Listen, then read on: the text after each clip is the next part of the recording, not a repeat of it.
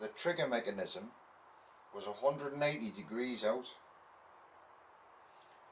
Now I noticed that because I were having backfiring all the time.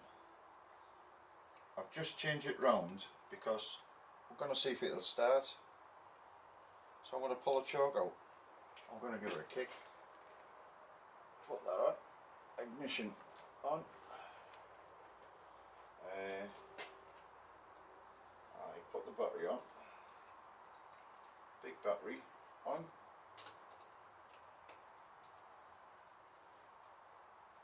And let's have a look. Oh yes! Ding! Dong!